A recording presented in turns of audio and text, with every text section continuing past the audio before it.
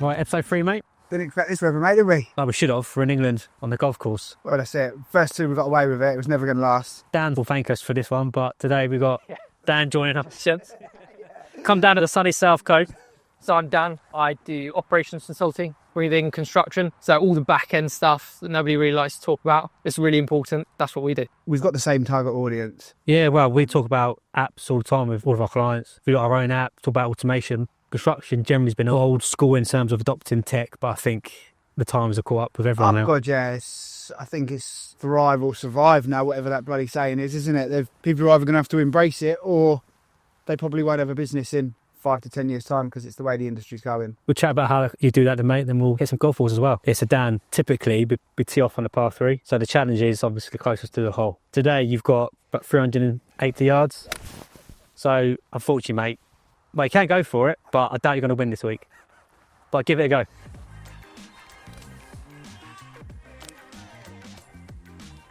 Eyes on.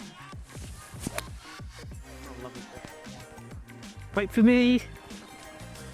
So come in, mate. Digital consulting, operations consulting. Yeah.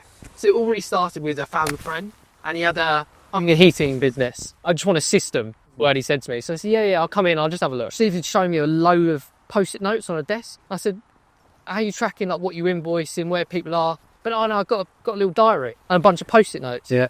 I said, what's your turnover? He was like, it's about 500, 600k. So what are you doing? How are you running it like that? A lot of companies still do. Really. It's crazy because it's like there's really basic sort of quick symptoms or quick solutions you can put in place to just fix that, like invoicing, really easy. Keep track of where everything is. Like you guys know you've done it with HardHats. Just systems and operations makes a lot of difference, doesn't it? Oh God, yeah. And like we'll come on to our own journey in a minute. But what excited me about us having this conversation was the synergy between what you're trying to do for the industry and promote change, because let's face it, technology is going to take over at some point, and we're trying to do the same thing as well, but in terms of like employment status. Most of the guys I've worked with are sort of late 50s. They're brilliant at what they do. Their trade, they're like the master at it. Yeah. But they've never been taught or shown or really anyone help them with just the back end of it. If you get that back end sorted, what you do on site becomes so much easier. Less stressful, more enjoyable. Though. I'm smiling because what's the one thing that we say all the time? Nobody teaches them this stuff. Nobody. And they're just expected to know it. And let's face it,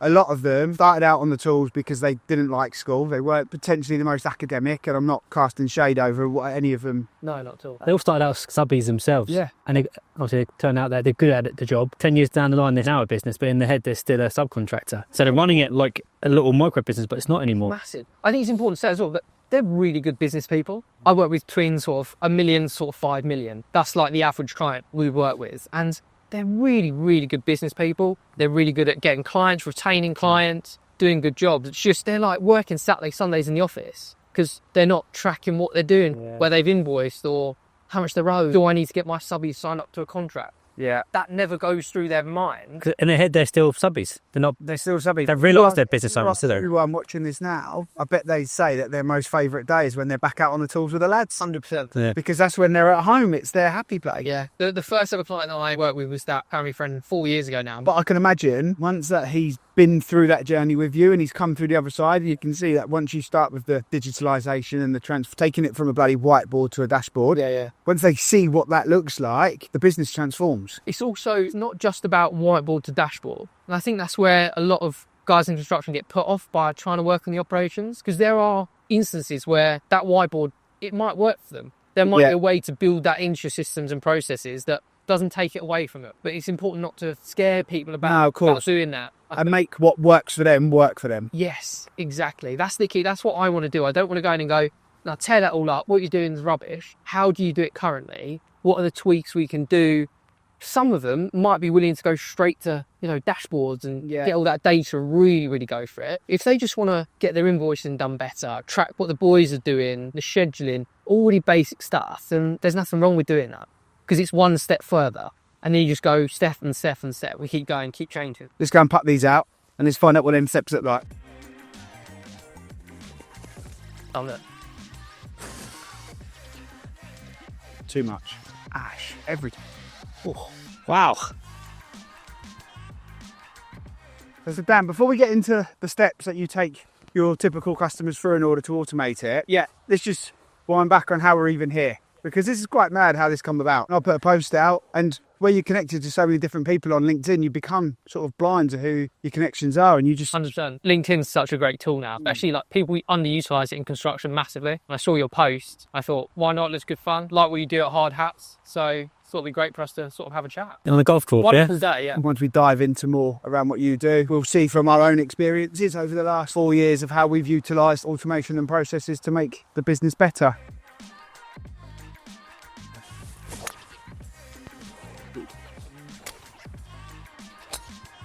In the road, lovely. So Dan, let's talk about you going into a business day one. I'm a £1.5 million turnover business. What would it look like working with you from day one? So the best way we found to do it is initially, look, we're going to jump on a quick call, 20 minutes long. Tell me about the business, what you've done, how you've got to where you are, and what you think are your sort of problem points in the business. Once we've got that, we can go away and first see if we're actually going to be a good fit for you. Can we actually do what you need? Because there's no point in wasting anyone's time. And then second stage after that is we do what's called a discovery call, where we do a SWOT analysis, strengths, weaknesses, threats and opportunities. And we go through and reanalyze business in depth. So we go through finances, marketing, operations, everything you're doing in the business. From that, we can extract, right, where can we make the biggest impact the fastest? That's what sets our, whether we're doing probably minimum sort of 3 months really is the minimum sort of retainer we can do that work on. You know what it's like doing change in business. It's a long process. Yeah, look, we've worked really hard to install a process which I think it still isn't perfect for how we roll the contracts out. No, we're always changing it, always with our improving clients it. and their subbies. So it's not just a deep dive into their finances then, because we see it on LinkedIn all the time. There's a number of accountants who offer like a back office financial solution, but they'll come in and they'll automate a lot of that. Yeah. Which is great because let's face it, we all need to know our numbers. Yeah. But yours is slightly more than that then. It's the marketing, it's the contractual side. It's just everything that's not on site. So look, we're not going to start telling you how to do your marketing, but we might look at where your spend is going. Like I had a client the other day, just contractual AC on site. He was told by a marketing guy to start doing some PPC. And you're like, but your clients are contractors, aren't they? So why are you going to add money into PPC? Because really, that's semi domestic clients. That's where that money's going to go. Just looking at silly little things like that and going, well, let's not spend it there. Maybe let's put that into LinkedIn. That's where you're going to get more response. It's challenging maybe what they're already doing. And accountants are great. Like you need a really good accountant to start with. A lot of people we work with don't get management accounts. So it's like, well, you need to know your monthly numbers to be able to then, what can we spend? Where can we cut costs? And that's a process we're going through as well. I thought it was more tech and just systems, but it's a full-on business review. Yeah, it is a full-on business review, and purely because when you start looking at the systems and processes that you can put in place, if we start coming into you and saying, right, put this software in place, because there's loads of great softwares you can just plug into. Yes, too many. If you find the right one and you plug it in and we don't know the numbers and you can't really afford that software and all the licenses you need, what's the point in... Doesn't make sense. That advice is worthless. Yeah. By understanding their business as a whole, we can look at it and go, tweak that, move that, maybe try this. And then, okay, yeah, let's put a software in. Great. That would really work really well. Or does it need to be more bespoke? Do you want to sell in 5 years? If you want to sell in 5 years, is it the best decision to get outsourced everything? So when you come to sell, they go, what am I actually buying? Where's the value in the business? There's so many assets or facets to what we do.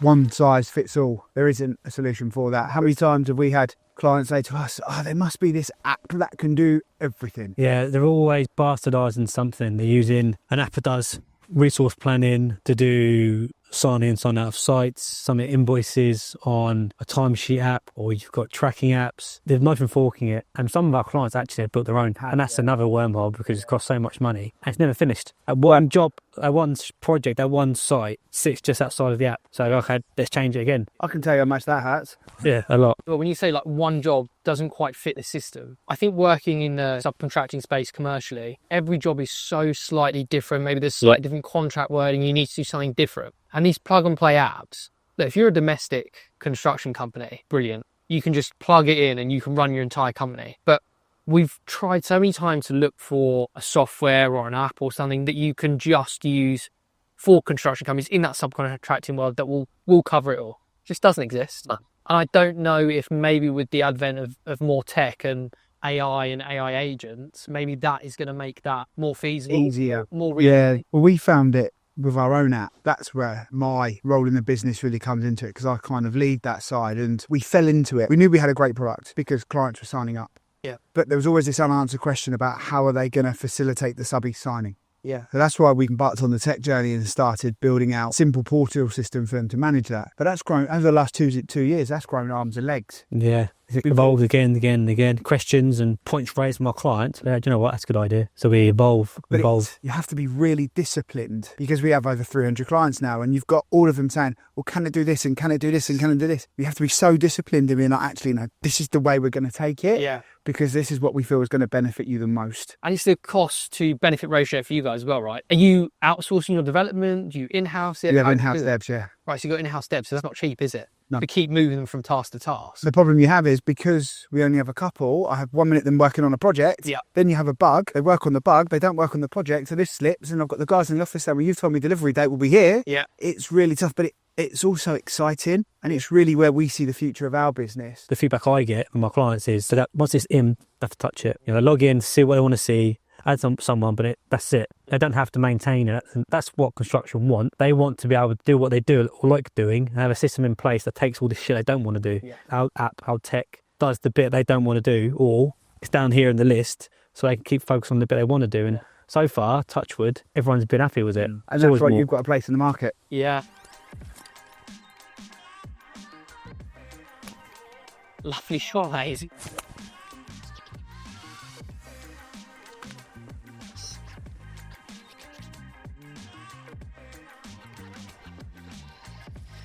I can imagine there's one common theme across the three of us, though. Yeah. Shit golf swings. Director's ego.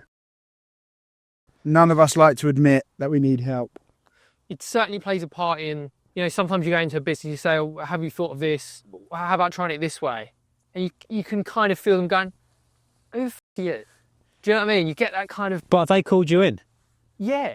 But I think it's still that fact of taking advice. Well, it's their baby, though. It's their baby. That's it. And it is. I get it. It's really hard. If you can get over that barrier and just try it. If it doesn't work, absolutely fine. Just give it a go. I think that can be a big hurdle. That's probably where it's different between our company and yours, because people who come to us, they don't know the problem, but know there's something there. They genuinely want someone to tell them if it is a problem or not, and that's it. Where you're doing like an overview of everything, they're probably saying, look, I've got a problem over here. You go in, you go, ain't your problem. Is that fire in the van? And they go, well, no, that's fine. I'm happy with that. Like that. You go, no, that is the cause of that. So we're quite lucky in that sense. When we give them advice, 99 times out of 10, 100, we're very much yes, thank you. The doctor. Yeah. In the conversation, have I got a problem? I think you've hit on a really good point, though. Not a lot of people know that where the issue is in their business. So they might be sitting there on a Sunday night in the office looking at bloody invoicing and going, where are the boys on Monday? Like, what's going on? And they haven't identified that maybe as the issue, because they've always done that. They've always worked on a Sunday. They've always planned it out the next week on that Sunday evening. Yeah. We can make your life less stressful. You can have more time at home with your family. Then they start to go, oh, actually, like, maybe I'm not doing this. I'll let you have that one. But you're trying to say you're taking away that Sunday working badge of honour on LinkedIn?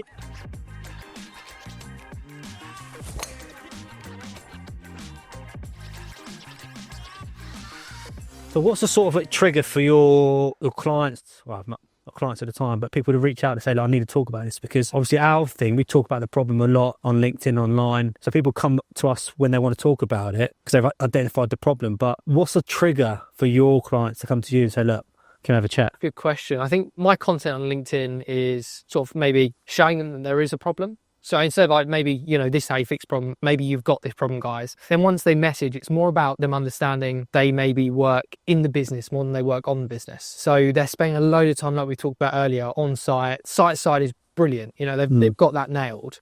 But then they go home and they're not working on the bigger picture. How do we get to the next stage? Do we need to employ someone? Am I going to sell in 5 years? What does my plan look like? I think that's when we that's where we come into our own. Is it a case of them asking themselves, have they created a business or have they created themselves a job? 100%. 100%. And that's really crucial. That's sort of one of the first things we talk about. What do you actually do within business? What's your day to day? And then you can really quickly identify that, yeah, you're working a job. Every time I spoke to a client, their answer to me is, I want to sell this in 5 years. I went to a buying and selling business seminar last week, and a key takeaway I brought from it was, I just don't know how many of them are sellable, because you're trying to sell somebody a job. And once you leave, you know, realistically, are your clients going to stay with, well, what are they going to stay with? That's the thing with construction though, isn't it? It's like they're buying the skills of the individuals. No construction firm has an IP, has a product that you can touch and feel. It's, can this lot deliver what I want? If you take a few key people out of that and you're trying to buy that business, well, is it the same business? Yeah. But that's, I suppose, again, where you can come in and create a system, then it doesn't matter. A client of ours, quite a large carpentry contractor down in Oxfordshire, they'd spent hundreds of thousands on this app, internal system. But he'd shrunk his team from like 29 to 11. Again, one of those milestones where it opened our eyes into look at what you can achieve. And then that, you know, you're going to end up, you know, after you've covered that investment, your margins are going to go up. With an increasingly tight margin in construction, that's so valuable.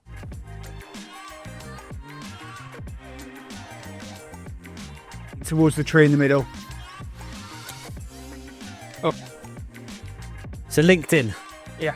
Obviously, we're quite vocal on there because we decided early on that to give people peace of mind, they need to be able to trust you. So that was an easy way to get ourselves out there. And people, when they do reach out, they feel they understand who we are. So they want to have a chat, not do business at that point, but at least have a chat. Have you found it quite similar with your clients on there? Yeah, definitely. It's that sort of authority piece that you can build up. Like you say, people feel like they already know you, they know what you do. And it's actually worked for our clients as well. We got a few of them posting on there a while ago. And it depends what industry you're in and what part of construction. But the plumbing and heating contractor that we work with, I think he got 3 water heater orders, which was about 20 grand a piece, and a few little bits and bobs. So the investment he put into it by getting premium so he could connect with more people and send messages, it's a no-brainer. I see not a lot of people in construction post on there. Well, we find that what we do see on there is pictures of drop curbs or a dug footing, which is great, but BC certificate, pride of the job or whatever it is, Which is all good, but there's definitely an authority piece and maybe give a bit more personality on there. You can get a bit of abuse on construction LinkedIn. Ash has got a story about abuse. Ash had a troll for about 6 months. Yeah, so I was known as Dickie Bow Lad. My profile picture at the time was on my wedding day. I had a bow tie on, and the guy, he was a subby himself, and really he just did not like me.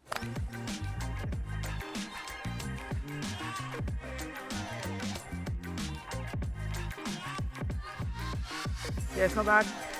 Ooh, I'm going to chip that. Do you find it's not just LinkedIn though, Dan, where you advocate for your clients to I think post? It really can depend what type of construction company they are. Facebook, a lot of the maybe older generation is still hanging out. If you're domestic, you 100% need to be on there. Same with Instagram. The return on investment of your marketing is going to be great there if you get the right marketing company involved. For your subcontractors that are looking to do, work with main contractors, I don't know if there's value in it. What do you think? We've recently started doing quite a lot of stuff on Meta. It's definitely a lower number of subcontractors. Yeah. But I think if they've got a problem, rubbish. Yeah, if they've got a problem, it's where they hang out ultimately, isn't it? And like you say, it's definitely a lot more of the older generation on there. For you guys, I guess that's where your customer is, right? So that's key for you. Yeah. What about the new social media on the block, TikTok? Look, I don't think we're ever going to be the Naked Builders, or I think it's Stella Scaffolding who are got quite a big thing going on. Yeah. It's where they are. Yeah.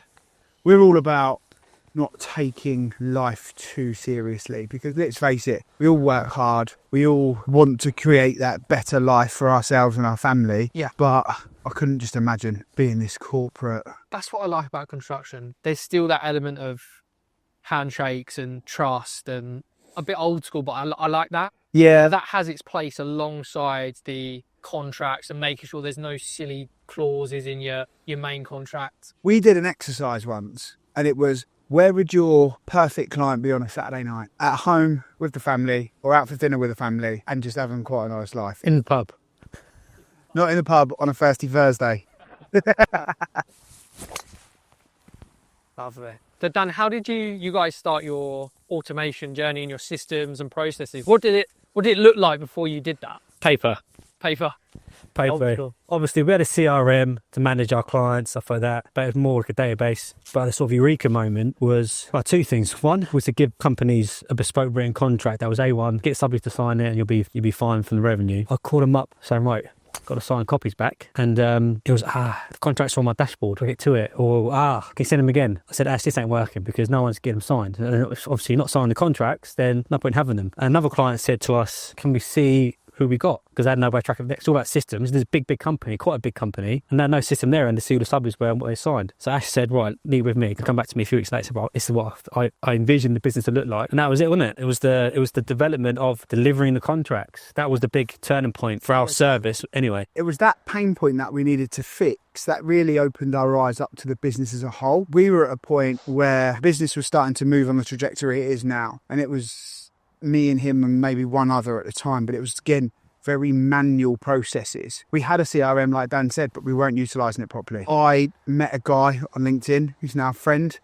Tom Barrett, still our FD, and he had worked in a tech company and was aware of that automation journey to take us on. And once we saw the light, for a better phrase, of what it looks like, it changed the whole mindset of him and I. If there's a challenge or a bottleneck or something we can't get over, it's like, right, how can we automate it? Are we doing the same thing every time? If we use that data over here, that information over here, and we can see it at the same time, would it do it itself? If you answered yes, then automate it. You've hit it square on the head there. Where's the bottlenecks? That's the first question we always ask the client. You need to have a process to get it out of your head or not be involved in that process. If you're the MD of a company, why are you worrying about that part? You should be dealing with the client, maintaining the relationship. There should be somebody else that looks after, or a system, looks after that part of the business for you, so it's not in your head, not stopping you from invoicing, getting your cash flow in. I speak to people every week where they go, how do you know what to pay your subbies? Well, I spoke to them that week. Well, I said, trust in, is it? Yes, trust. Which is fine if you've got 2, 3, 4, 5 subbies. So yeah, you trust in your mate, but if you've got to get someone else in who don't know it evolves, you need a system in place to manage it, because you don't know where it is until the subbie's long gone and you've got a massive black hole in your books because you thought it was all being done. So was the toss-up between doing systems or employing someone to take that off your hands? What was the thought process behind that? Because I think still a lot of people in construction there's the worry of maybe hiring somebody in the back office, but it's the mental, but they don't make me any money. And it's like, yeah, they do. It's just not on site. How much is your time worth? Yeah. That's what it comes down to, doesn't it? We are very customer focused. Everything that we do is around, when we come to make decisions around the tech, it's all around rules. Having the right thing in the right place. It could be a system, it could be a person, it can be a hybrid of the two. I'm sure we'll come on to some war stories in a second, but we've made mistakes. Yeah, we tried to fit the wrong people in the wrong roles when actually you need to use their ability and then their strengths, and then all our weaknesses, just get in the system. It says it to me all the time. The data doesn't lie. You can record it, it's there. Do you think that data is used much at all in construction currently?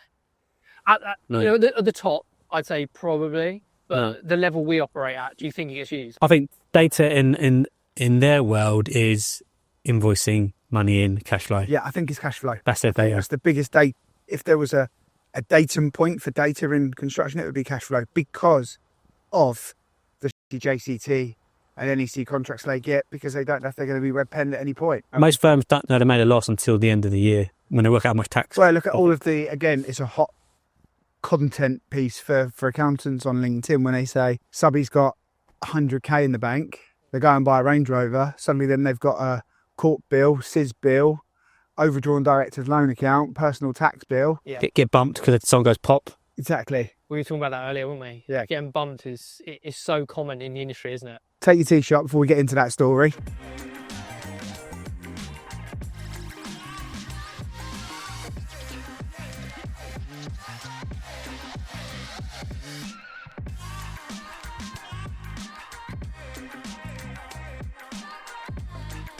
So many people in the industry don't check their monthly management account. It'll just tell you where you're going wrong month to month, or where you're going right month to month. Yeah, look, we call it in our office shoulda, woulda, coulda. We've had quite a few occasions in the last probably 4 to 5 months where clients have started reaching out to us once they've gone under inquiry. At that point, unfortunately, the horse has bolted, but that's not to say that we can't help them and work through the inquiry. But once you're into a hypothetical scenario, it's a lot easier for he said, she said arguments as opposed to contractual terms. It's bringing the right people in. So if you want to do marketing, let's find a really good marketing company for you that works for you. Maybe you want them to be local so you can have ongoing discussions, but you don't have to. I think there's a bit of an aversion to spending a bit of money sometimes.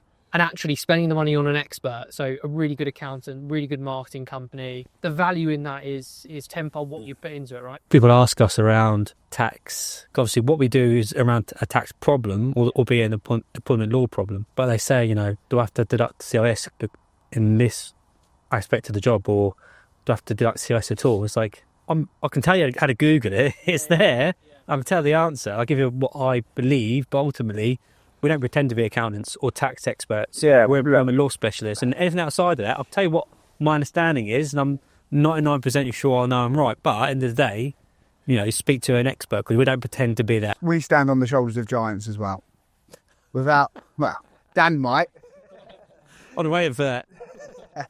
We have Markel behind us, and without them, we wouldn't have the business we would, and the industry wouldn't have self-employment without people like Dave Harmer or George Hiles or Danny or Tyra, whoever it is, because they're the ones that fundamentally fight HMRC in the courts of law. What's that saying? If you want to go far, go alone. If you want to go fast, go together. I don't know, but it sounded good though. Sounded good. Go. Oh, I pulled it. Well, do you know what? It's not the first hole, but that have been second on our list for hole in ones. I started probably doing it 4 years ago for John. The last couple of years, I started getting a few people asking me to do it for them as well, and referrals, and it's built from there. I'd really like to build it into sort of more of a proper consultancy. Build a team, have those experts in-house already, your finance experts, your marketing experts, and be like a one-stop shop for that operational piece of construction. Just building that and taking all that stress away. So it's one. It's like a fractional COO, isn't it? Like a fractional. Do you know what? Like, that's exactly what people have said. It's like an outsourced COO. Yeah. Which I did that for a while, for a year. It was an outsourced COO for a tech company. But where do you see your challenges in order to get to where you want to be? I think the challenge is around the education piece. So that the first bit, the understanding that the issue is there.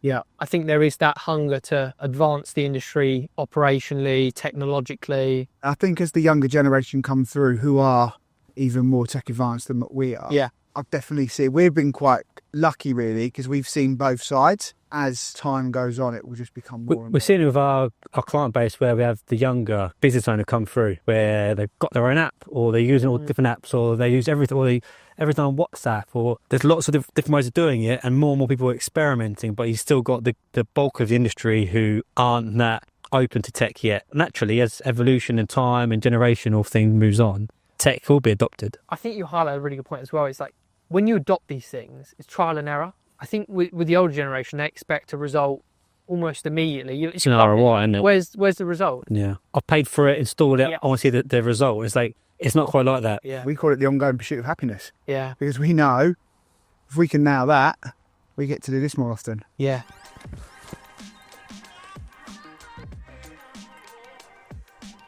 To be fair, mate, I think for sun like this, well, the sunset like this, I'll give you that. Just what you got, 6 foot, 10 foot. I do want the birdie dance though, mate.